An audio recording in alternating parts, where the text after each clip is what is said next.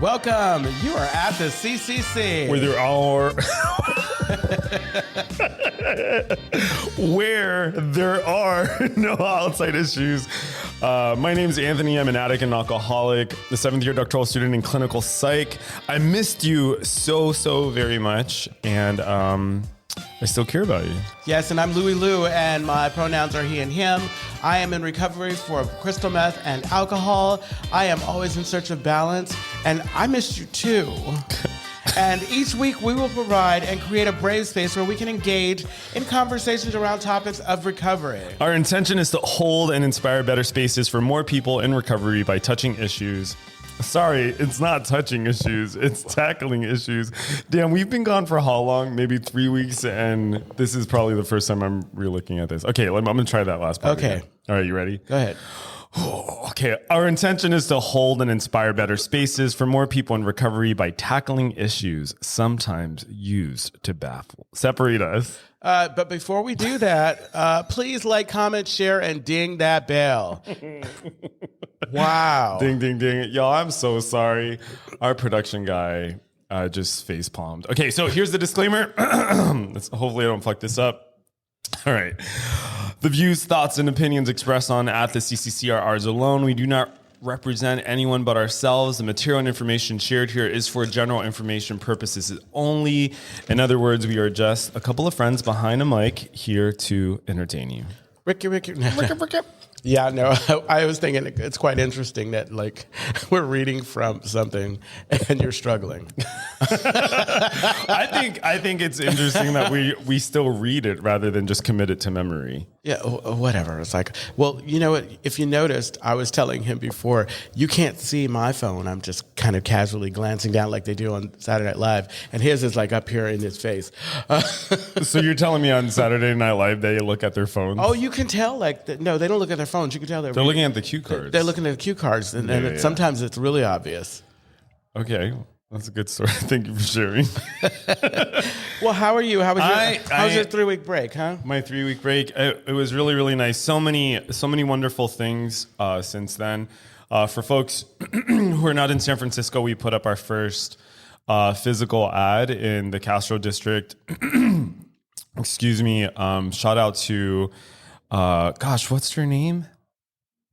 It'll come back to me.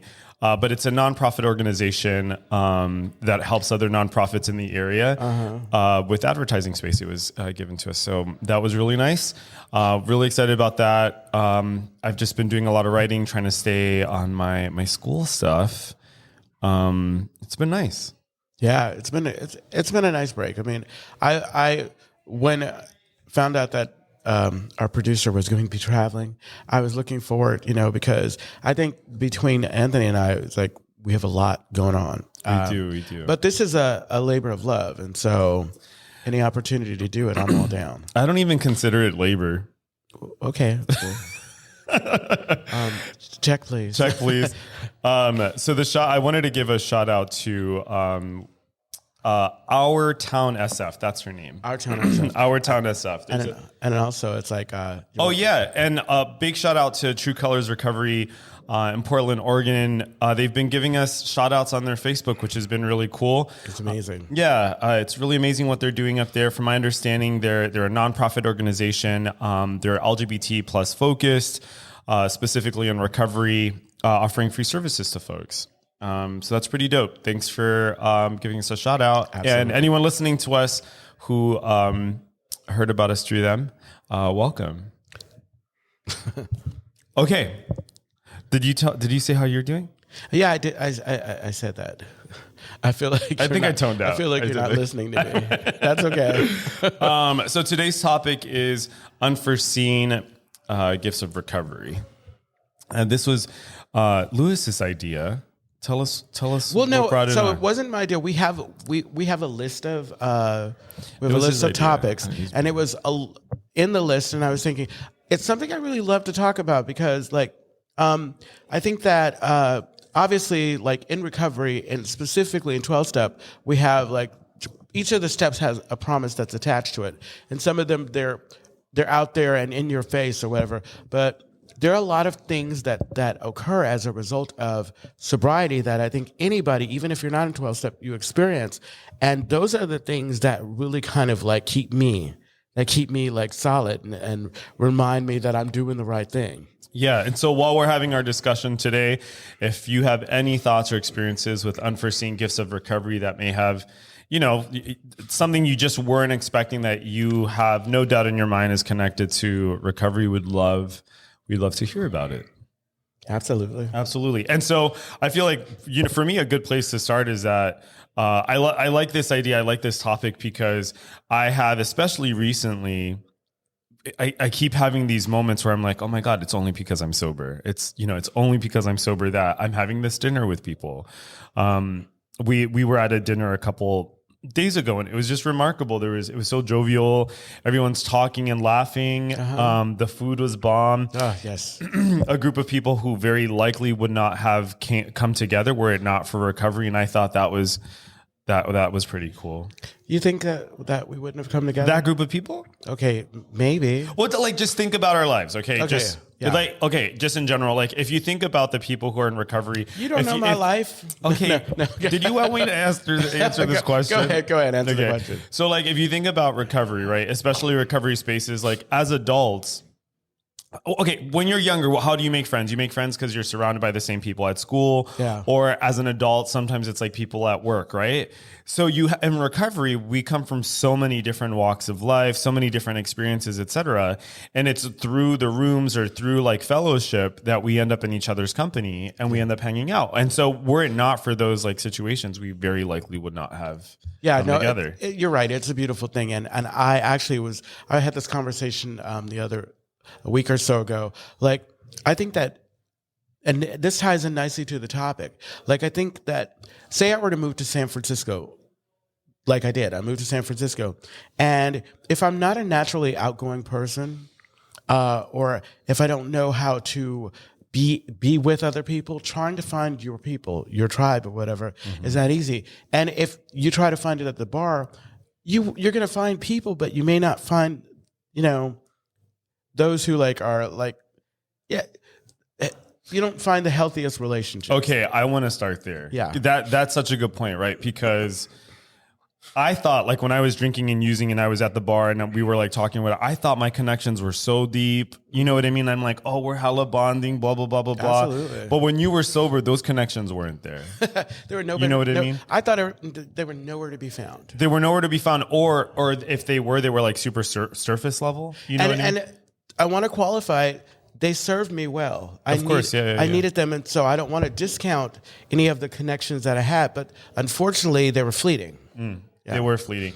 I appreciate what you just did there because and I'll explain what I mean. So a lot of times I think like when we talk about drugs and alcohol, we talk about like, oh, it was bad for me and I destroyed my life, And for the most part, that is very true for a lot of us. Yeah. And I think like maybe the thing that a lot of people don't talk about is like, actually for some of us, it was fun. Yeah. For some of us, it did give us something that we needed. Right. And I think for me, the difference between those moments when it was fun and not is that at some point it became unsustainable. Yeah, you know absolutely, what I mean? Absolutely. At some point. And so it's the same thing. It's like with the relationships and the friendships that I was like trying to build while I was drinking and using it. They just weren't sustainable. They were very fleeting. Yeah, exactly. They were very fleeting. Yeah. So no, and I was on that track. The friendships. What I was trying to get at is like, so I move here. I find these friends. Mm-hmm. They don't sustain. I'm not able to maintain them. But with program and recovery, I find these people kind of we're like it says in the book. We're like passengers on a ship. That's we have this camaraderie, a sinking ship because we're going down together, and we get to, if we want to, take those relationships deeper. But they're there. It's almost like you have this big emporium, this warehouse, and you get to pick your friends or whatever, and you get to decide if you're going to spend more time with them and whatever. But you don't have that option because, and mind you, I have a lot of friends from before who have shown up and come into the rooms, and we talked about how beautiful it was to have someone there that you recognize, because it made it comfortable, and then we were able to kind of rebrand our relationship, as you will. Yeah. I think the you know what's funny is that you were saying we're like passengers on a sinking ship, and then you paused and you said, and we can deepen those relationships. Yeah, we can deepen those. It sounded like, yeah, that was, I should probably keep that thought to myself. Well, no. Like, well, I understand in my head, I was like, no, I understand no, okay. So it's a sinking ship. yeah. And we feel the same way, whatever we're going through this, we're having this moment of trauma together or whatever. But beyond that, I think the other part of that story is that we like jump on the life raft. Yeah, we jump on the life raft. And we want to be in the center of the life raft. Unless Rose is on the life raft, and then she won't let us on because there's not enough room. Yeah, I feel like we just messed up that story so bad. I think the note to self here is like, be clear about the stories before we come back. It's been a minute. Exactly. It was a great story. Thank you for that story. Okay. So I think like the other part of what you're saying is that for me, what was unexpected is that I didn't expect the level of depth of my friendships, or like, I don't want to say authentic, like the authenticity of my friendships, but that's certainly kind of like the best word that I can think of. Exactly. Is that I have very meaningful relationships, and for what that means to me is that people actually show up. You know, like that people actually care about me. Or they show up and they practice honesty that like we may not have experienced before. Like, right. Like when a person gets to the point in recovery when they're able to set clear boundaries, like I respect that shit. Like when I tell you no, I don't have to give you a reason. It's just no. Yeah. I don't have to argue with about it. It's just no. Like I'm not doing that. Right. I'd like to explain it to you, but I'm not going to. Yeah. and that to me was like, wow, that's transformative, Yeah. I feel like I've been thinking about that too, about like a lot of the social situations that I've been in is that there's like, what do I want to say here? So I'm thinking about like game night, for example, or if it isn't game night, maybe I'm like going out to a dinner, or there's like fellowship after a meeting. And there's this kind of grace that we give each other. For example, we were at a meeting not too long ago, and a mutual friend of ours was low key out of pocket, and people were just very gracious. Yeah. They were just very accepting, where I'm like, wow, like look at the program really working, Exactly. And I never expected that. I never thought that like people could be together and be selfless and actually engage in what you earlier called like a labor of love. I think that's what you said. Yeah. But there is a bit of like a labor of love in some of the relationships that I find myself in. Exactly. Like it's just so it's very forgiving. I think that's the word I'm looking for, is that there's like a level of forgiveness and grace. Oh, there goes that word of grace. Yeah. But a level of like forgiveness and grace that Shout out to Bonnie Grace. To Bonnie. Sleep Sweet Serene. Was that her thing? Sleep Sweet. Yeah. Sleep Sweet Serene. Yeah. Yes, exactly.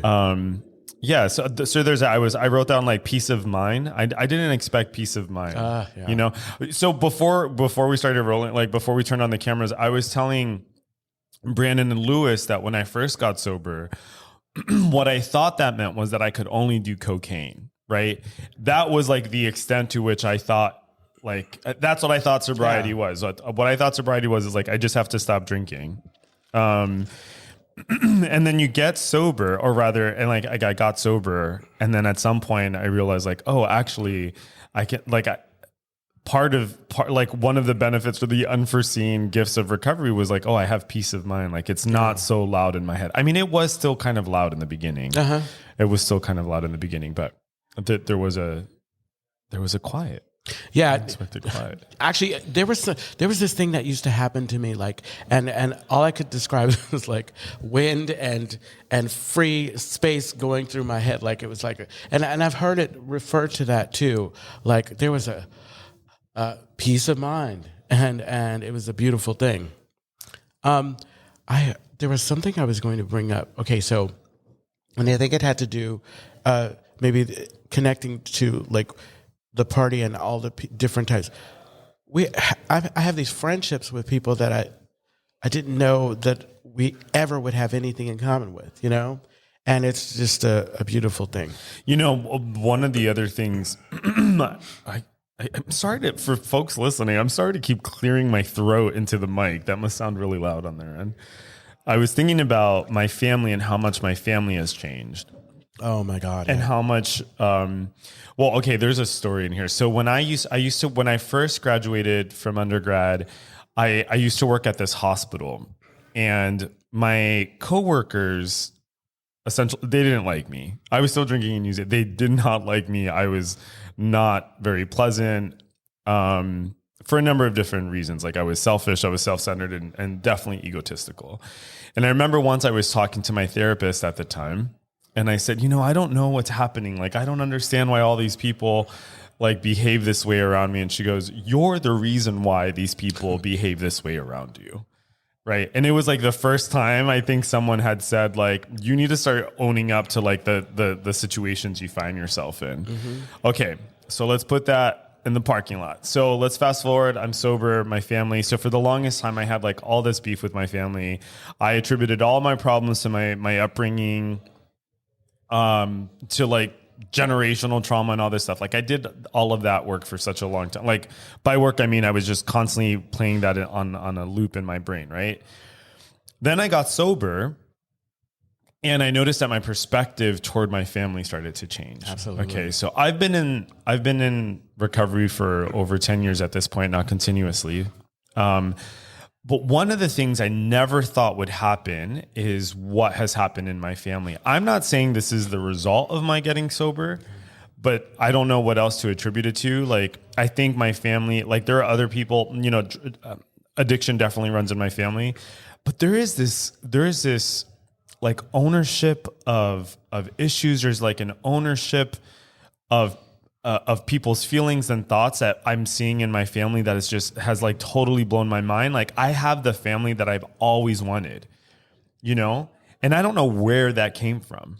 Is it possible? And I think about this a lot. Is it possible that because I was seeing things the way I wanted to see things, that I was selling people short and I wasn't giving them. I know what you're saying. Like maybe they were always great, and I was just like, you know what? Yeah, because it's completely like if I'm seeing the world through rose-colored glasses, if I'm being selfish, I am not going to see like what you do or what you do for me is not going to come across the way it's supposed to if I'm not receiving it the proper way. Can I tell you where I get snagged with that? This is a really good question.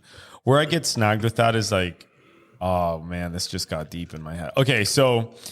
Well, because I think about like experiences that I had when I was a kid, right? Uh-huh. And I'm like, nah, those were real experiences. Like I'm talking to you, right? I'm like, you can't tell me that those experiences weren't real, and they were shitty, right? Yeah. Uh-huh. But I think what I'm hearing you say is like, okay, and even though those situations may have happened, uh-huh. Is it possible that because I have a different perspective, that those changes were always like, people were already different? Yeah. So I heard someone say in a meeting, and I shared it too, because nothing that I have is original. Nope. When you work the steps, your past starts to change. Yeah. And I think what it is my perspective of how things were, because life, like, of course, if I am feeling like I'm, if I'm so self-centered and so in my head about stuff that it doesn't matter what you do. It's like when you have somebody going through something, it's like I can tell you that you're beautiful, but if you don't believe you're beautiful, it doesn't matter what I say. That's right. And actually it could come off as, you need to stop being so antagonistic and leave me alone. I said I'm not beautiful, things like that. Oh my God. By extension of what we're talking about, I think the other cool thing that's happened, and I hate this language, it's kind of fluffy, foo-foo. Yeah, go ahead. But I feel, fluffy, foo-foo, is that as like over the last few years, the most wonderful people have come into my life. Mm-hmm. I say... What's so foo-foo about that? Well, because they feel like angels. Oh no. You know what I mean? Like, You know what? I see, and that's a gift of, or unexpected gift of sobriety. Like, I used to spend so much time concerned about like how somebody would perceive how I present things or whatever. And you know what? It's like, I want to be seen as loving and kind of corny and kind of hokey and kind of, you know. that's so funny. So I've been seeing someone recently. Really? Are we going to do this? No, go ahead. But No, I'm kidding. I'll hit you with this microphone. So I won't say too much about it, but an ongoing joke that we've had is that whenever things feel really vulnerable or they feel like really sensitive, like I'll joke about it or I'll say something kind of like offensive, like self-consciously offensive. So like just to break it up. And it's like this thing, like I didn't realize that I think I knew that I was doing it, but I didn't know that I was doing it. But it's become this ongoing joke because it just makes me so uncomfortable when things feel too, I want to say soft, but the truth is that like they feel too vulnerable, you know? And I think my use of the word, angel feels really vulnerable, but like and I think maybe the reason why it feels vulnerable is because it feels kind of like saccharine and like cheesy, and I can hear like drunk me hearing someone say that and thinking like, get the fuck out of my face. People aren't angels, yeah. So I appreciate your analysis. So I think when I say angels, it's like, you know, I'll give you an example. It's like, I'll talk to someone and they'll show me like a level of, okay, for example, so a while back, for example, I think, to use this for example, like I did something, you did not like the thing that I did. Later on, you came back, reflected on it, and we had this like conversation about it. That was like one of the first times I've had that kind of experience, right? Where I never thought someone would like actually kind of go back and listen to the way they like interacted with me. There's no fault finding in this story, for example. You know, I had the same thing happen to me yesterday. I was like talking to someone in recovery, and I had expressed to them something like, hey, like when you did this thing, like it really fucked with me or whatever. I never asked them to think about it. I never asked them to reflect on it. You know what I mean? And then they came back and had reflected on it and said like they own their part. And I was like, this is crazy. Like the impact that has on me when someone like actually owns their own, like I can't tell you what that does for me. Yeah. You know what I mean? Like it softens my heart. It makes me feel like normal and sane, like and it's so simple. It's just somebody saying like, oh yeah, you know what? You're right. I did fuck up. Yeah. Yeah. I think that kind of tied into all we've been talking about is the gift of understanding and knowing that you have a part in everything. I mean, we talk about it, but I think that for me, the change came when I was able to kind of own how I showed up, because, you know, when I dig myself into it and I believe that I'm right and I'm not interested and I'm unmovable, like unyielding, of course I'm not listening to anybody else. Of course I'm not concerned about what's really going on or whatever. But because this program and sobriety, not picking up or not being kind of out of my mind of sorts or whatever, giving myself enough time to kind of think clearly and listen to people, like I think that what you were talking about, those times having folks come and show you through their actions, wow, you know what, that we can do this and not like, and this isn't the end of the relationship, you know, like that's real. To that have right there. to have somebody like this. I learned the tough way that if I love the person, if I care about myself, I have to. What just happened? You just get stuck? No, it's fine. I have Okay. to say something. I have to say something in a loving way because I like to lead with love. But then it is important for me, if I care about the friendship and relationship, and if I'm trying to grow in the way that I want to grow, that, you know, I make. What is going on over there? My sound is doing something. Oh, I there. wonder if it's Brandon cutting your mic off. No, Good job, Brandon. Okay, we're done here. I know. I love the what you just said about like it's not the end of the relationship, because that used to be my go-to. Like if I'm in a situation, doesn't matter if it's like romantic or platonic, like if the discomfort is there and if it's intense enough, my go-to is to say like fuck it. You know what I mean? Like I never want to talk to you again. I want to run so bad. Right. I never thought, honest to God, I never thought that I would. Hold on one second. I feel distracted because our production guy is messing with our cords right now. He just unplugged. I think he's replugging Lewis. Okay. So I never thought that I would be able to withstand like difficult, hard, big feelings, you know, and that I would be able to get past them, because I think that was the big part for me, is that, okay, I might forgive you, but that shit would like be ingrained in my memory. And every time I saw you, I would think about it. And every time I was around you, I would be prepared for you to like upset me again. This is true. You know, another thing, and this is big on me. Like I used to hear like quotes is like, you don't have to accept an invitation to every argument. And there truly aren't, like, there, as much as I want them to be, there are no big deals. It's how I show up and how I kind of think about them. And I have been able to kind of step outside of situations. Like, great example. I have been gifted with this opportunity to sponsor other people and to be sponsored. And call it a coincidence or whatever, but I've found more than not that my sponsees have been in situations that parallel mine. All the time, yeah. I will do the work with my sponsor, and then all of a sudden I'll hear them and I'll be like, it is such a gift to be able to see a situation from more than one side. And in doing that, you get to practice compassion, because as much as I want to think that I'm always right or whatever, and if I don't try to take what the other person has into consideration, I may be doomed to continue messing up or having this connection over and over. You know. You know, the thing that, not you drinking on the mic.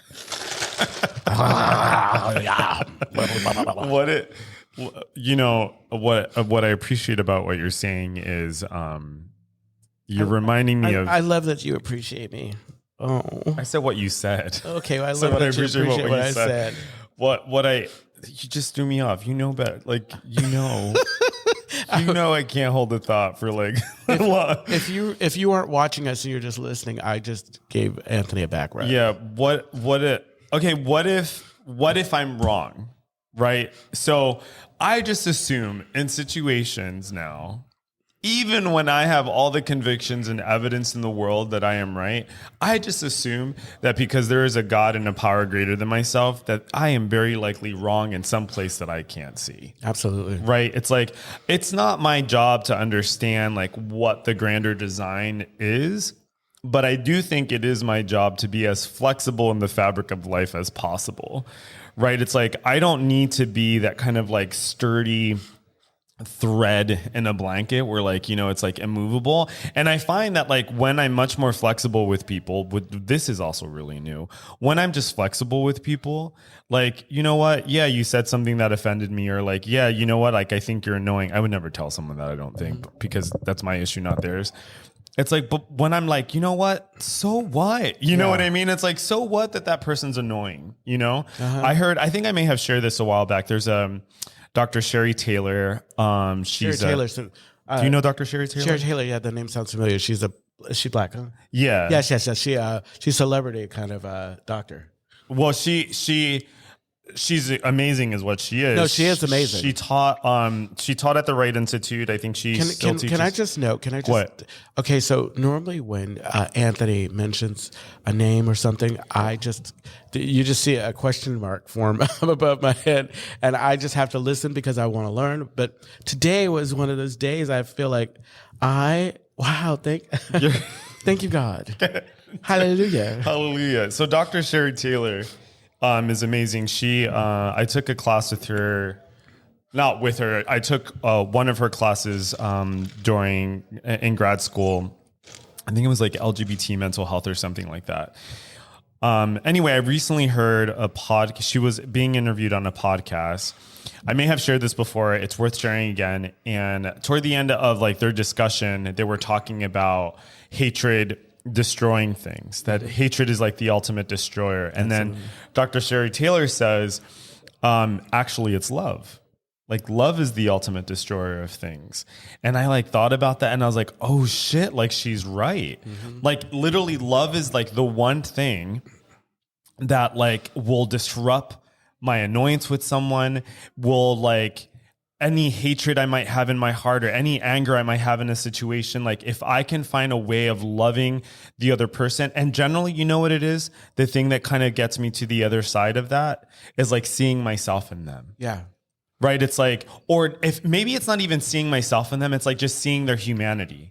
You know what I mean? Like I once heard years ago, if you knew someone's entire story, you would probably be a lot less angry. Oh, absolutely. This is I believe that this connected to that restoration to sanity that we talk about in the steps. Yeah. Because like what I was thinking about when you were saying love can kind of drive us. Let's think about like the folks who are on the other side of the aisle, alt-right or whatever, who have only learned one way of thinking and have held on to that so long and believe that is the right way of thinking. It's like when I thought that drugs and alcohol were the things that were keeping me safe, that were saving me or whatever, and I didn't realize that they were tearing me apart. And it's only when I stop and try to, and you, like you said, try to see myself in the other person. Because I think a lot of times when you hear folks say how they stepped away from this hate, this, it was because they got to understand that the person that they so-called hated was no different than them. Yeah. And their things were, we were all just passionate about what we were passionate about. And that's right. Yeah. Yeah. I mean, that's one of the things that the Buddhists say, like that the greatest illusion is that we are different. Yeah. Like I remind myself all the time that like, the homophobic person that's living in Arkansas right now, that person loves their family. Absolutely. That person has like parents that they're connected to. That person has friends and loved ones. Right. And that, and I share humanity with that other person. I think one of the things that I get really kind of weary of, this happened years ago, like during when Trump won the first, that anyway, it was a dark day. It was, but the thing was that like I was in a classroom with people from all different political backgrounds.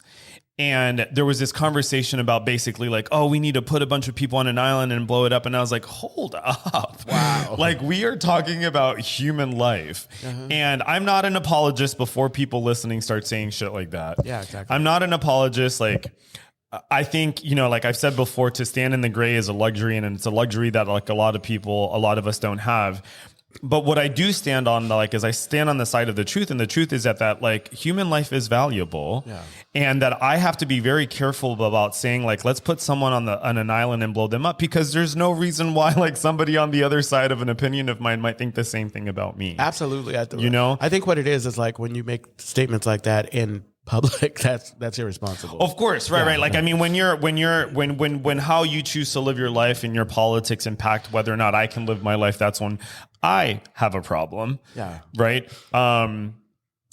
So unforeseen gifts of recovery, I think, not to shoehorn that back in, but I think I didn't always believe this. No, exactly. You know what I mean? Like, I think that, like, I know, fuck you and the horse you came in on. I know exactly, but I think, like you're sure, the fact that we're having this conversation and that we treat this podcast like there are no outside issues. It's like like for me, I'll speak for myself. It's like I get to have conversations and be open to kind of expanding my thinking on things. I'm not so rigid anymore. I think that it was probably harder for me. And the irony is I thought I was open. Oh, word. I thought, oh my God. Are you so open? I'm so open. I thought I was so accepting and non-judgmental. Yeah, exactly. I was the most unaccepting and most judgmental person. Yeah, I was telling you before. I realized that I absolutely had to go through what I went through to come out on the other end like this. I mean, it's like, yeah. Can I share something? Go ahead. Just this past weekend, I got to hang out with some people, and a bunch of them were new to recovery, either counting days or weeks or a couple months, right?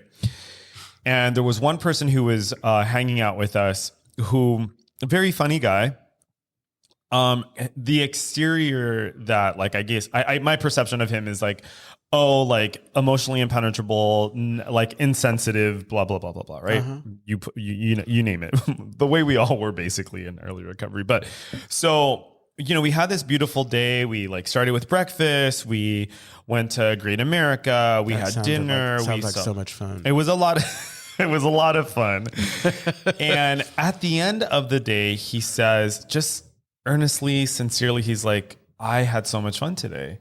Like, he's like, I feel connected to you guys. Like, I don't remember the last time I had fun like this, like sober and all this other stuff. I don't know what about hearing him say that, like that shit, like, ooh, I felt it in my chest. You know what I mean? I was like, I felt so happy for him. And I think part of it for me was like, as I was listening, is like, oh, I remember how much pain and disconnected, like how much pain I had in my body and how disconnected I felt from other people. And to just hear this person who I know is early in recovery, who's been struggling, say like, oh, I felt connected. Like I had a good time. Like, oh, that meant the world to me. That meant the world to me. That was beautiful. No, I was thinking that is something too. Like when I think about, I always say one of the unexpected gifts for me of recovery is just the way you feel when somebody gets this.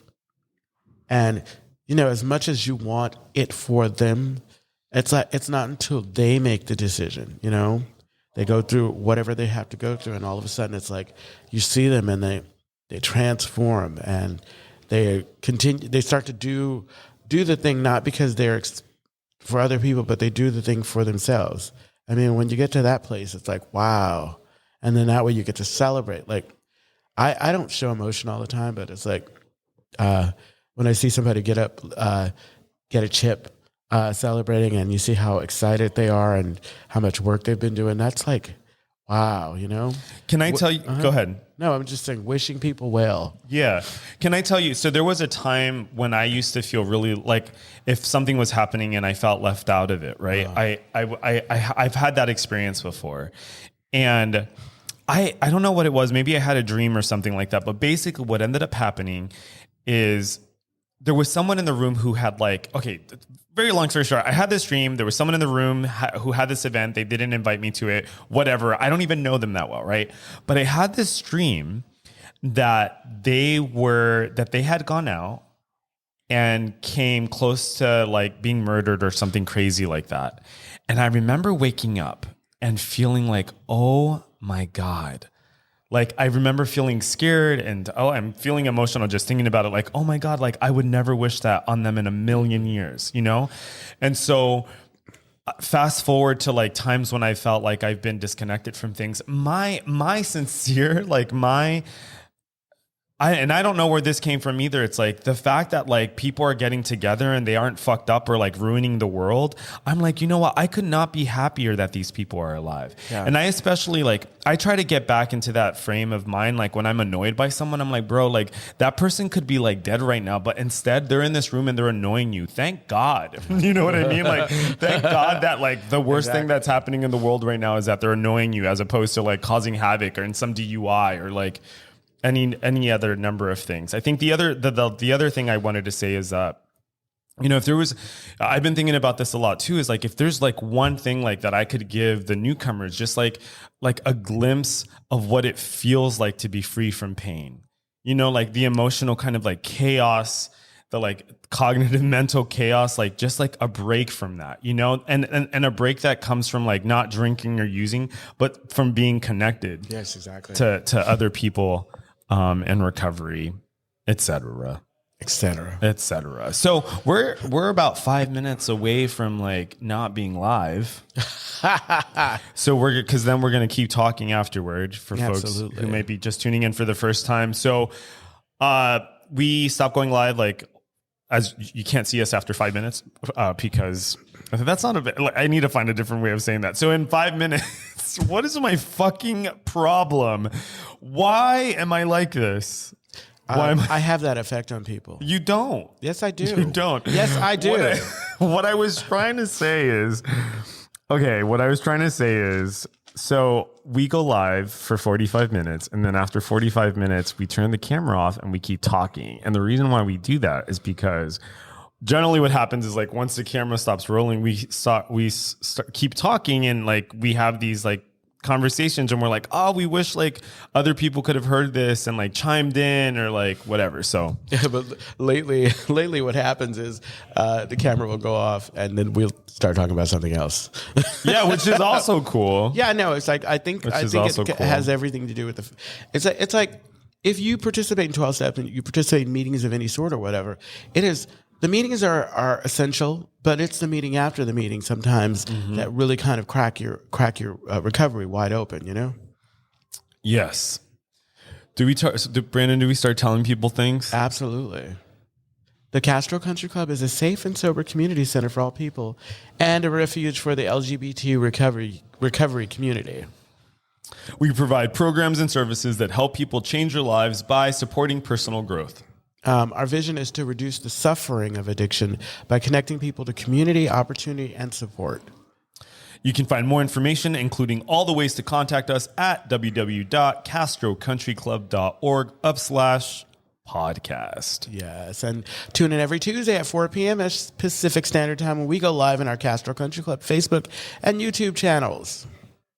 Find us wherever you listen to podcasts. Absolutely. Absolutely. Our voices are set. We're trying to do this is the quiet storm.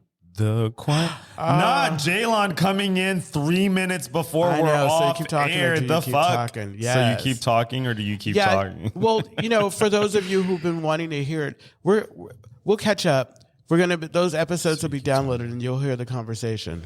He said crack.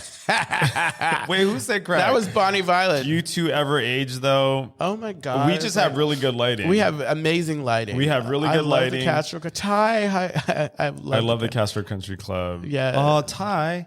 Anka, where are all these people coming from? Brandon, where did you keep this the whole time? Brandon is asleep at the wheel. For folks at home, he was away at Tokyo for what, 3 weeks? I know, he forgot what he was away for 2 weeks, asleep at the wheel, whatever. We didn't know what we were doing either.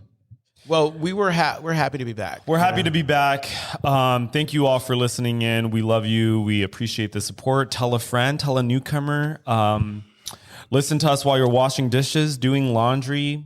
Can't make it to a meeting? Or at the gym. At the gym? Yes. Where else would you listen? Not in the shower. That sounds not safe. But if you turn it up really loud, you can hear it. I don't know. You have to put your phone on speakerphone and put it like a... I listen to it on my Echo device, my Alexa Echo. Okay, Rich. No. I'm kidding. I'm only... Be kind to Brandon. We're trying. Yeah. We're trying. Thank you, Mo. Oh my God. Hey Mo. We were in Honolulu with Mo. Nice. It's so good to see Mo on here. Mm-hmm. Okay, well, I guess that's it. I think that's it. Yeah.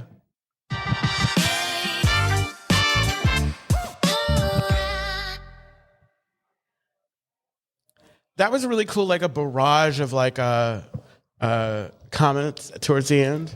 Yeah, a barrage of comments toward the end. They were probably there the whole time. Brandon didn't want to distract us because we were on a roll. Gosh. Okay, so I think that what we didn't talk about, like, okay, so going into recovery, I had an idea of how, like, even before the worst of my addiction, I knew what I wanted to be, what I wanted to do, school-wise and whatever, how I wanted to my life to unfold.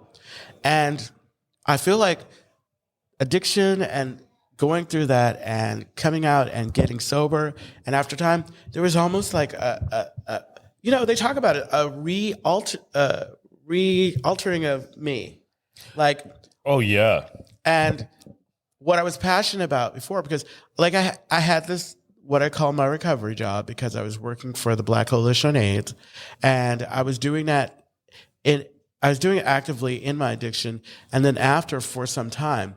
And it was through recovery, through working the steps or whatever, that I finally realized that this wasn't what I wanted to do. 100%. And so I think that, like they say in the church, like everything that I can imagine for myself, it pales in comparison to what my higher power has in store for me. That, Louis, Yeah, yes. So 100%. Oh my God, I'm so glad you said that.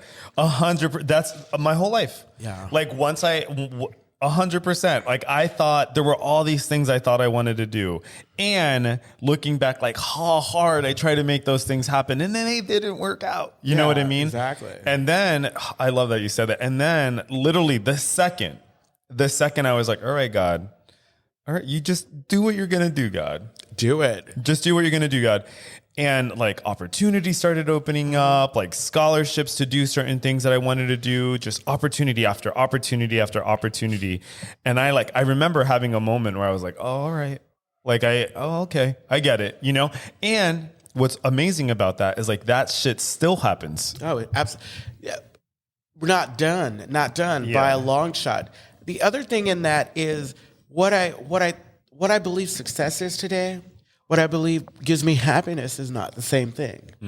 All of a sudden it's like I had this happen kind of, and I know my higher power is working on me before I even step into the rooms, because I think that, but I stopped putting, they say the only thing you have to change is everything. I stopped putting the importance on material things. Yeah. And I put more of the importance on my connection with people. Because I was joking and say I don't really like a lot of people, but I like a lot of people. I just get to choose who I spend a lot of my time with. Yeah. Yeah. Yeah. Yeah. I think, gosh, that's all very rich. Yeah. Absolutely. Absolutely. I think, I don't know if there's anything else I have to maybe add to that, but I'm thinking, I remember now, world beyond my wildest dreams, a life beyond my wildest dreams. You know, I listen, when I'm able to not try to plan and control everything, and I just let God do what God does, or if folks want to use the word universe or some other word, the second I just trust in something that's bigger than me, I get things become clearer, you know, like the next step is so obvious, and all the things that I thought were really important to me, right? Like I thought, I need the letters after my name. I need the money in my bank account. I need people to see me a certain way, right? Yeah, exactly. All of that shit was not sustainable. None of it's sustainable. You know, like you can do that song and dance. Like I choose not to. There are people who choose to do that song and dance, and maybe they are happy. That just didn't work for me. Yeah. You know, and I just realized how much energy I was being drained of.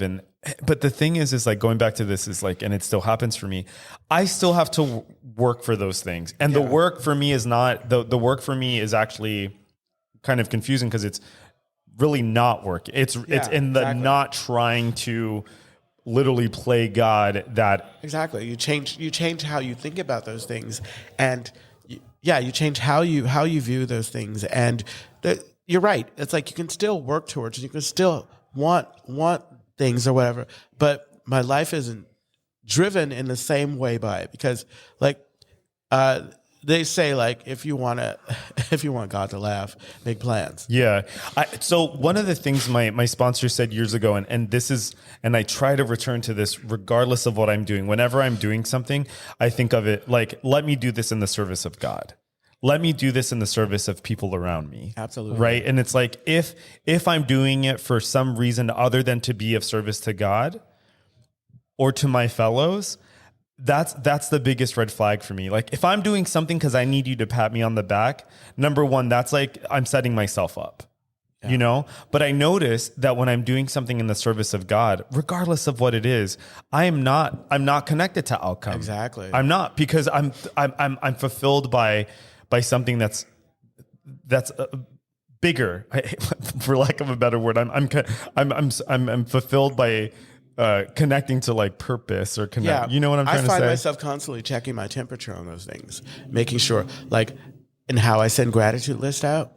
Like, am I doing this because I'm wanting somebody to give me praise or whatever? Straight up, yep. Or does it feel like work? What's going on? Am I doing it for the right reasons? And if I'm not doing it for the right reasons, then I take a step back.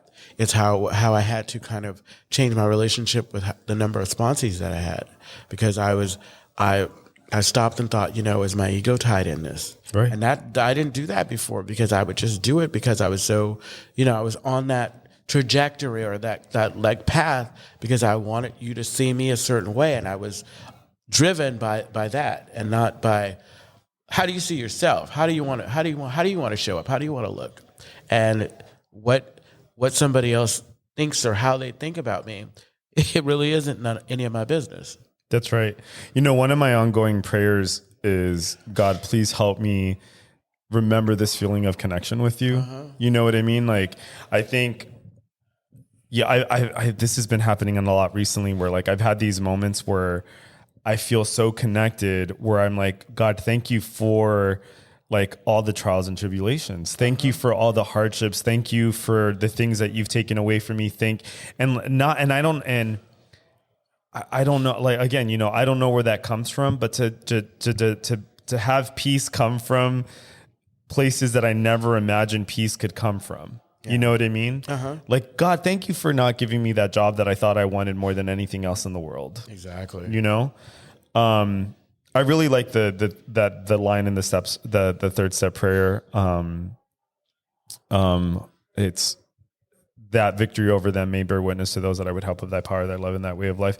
When we're asking to have like things removed, I love the spirit of that, because the spirit of that is like, it is not in the service of me; it's in the service of you. Yeah, I think he continues that in the 7-step prayer. It's like all of those things. Like, I want what I do to be of maximum use to others, and who thinks that way? That's pretty amazing. Unless they are just a saint from the beginning. It's like, and mind you, I'm not a saint, and I'm never going to be a saint, but the fact that I'm working towards it. I mean, I think that maybe that's something I would want someone listening to know, is like, and I don't do this shit all the time. I don't do this stuff purposely. No, not at all. I mean, sorry. It's not my go-to. It's not my go-to. It's not my go-to. My default setting is to be selfish, self-centered, and egotistical. Absolutely. It's like I need that meditation, and I need to be surrounded by people who are doing the work, and I need to be around people who like love and support me, because it literally takes all of those things for me just to be reminded that, hey, there's a power greater than myself, or like, hey, there's an easier, softer way. Oh, absolutely. And sorry about this word, but I feel like sobriety and continue doing the work, whether it be the steps or whatever, has brought me to a place of wokeness. and it's so simple. But I think that's the other part of it too, is that, and it's simple. Oh, it is. It exactly. is so simple. Oh my God. It's like when you get to the other side and you really see, oh my God, I was really making this difficult. Yeah. I was really making stuff, and it was easy. Yeah. I would say it's the easiest difficult choice you have to make. Yeah. Yeah. My sponsor says, I think this is how she says it. She says, you can't confuse God's grace for personal will. Is that how it goes? I got that from one of my sponsors. It says, it's like, don't mistake God's grace for personal strength. That's what it is. Yeah. For personal strength. Yeah. I mean, I see, I had an experience this past weekend.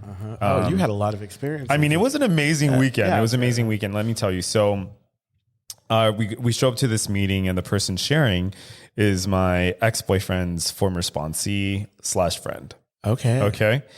And I'm listening to this share, like, she rocked me. Like, there were some things she said, like, there was a line where she said, like, I'm not perfect, and I'm not a failure. and I've been at this for 10 years and I only have 90 days.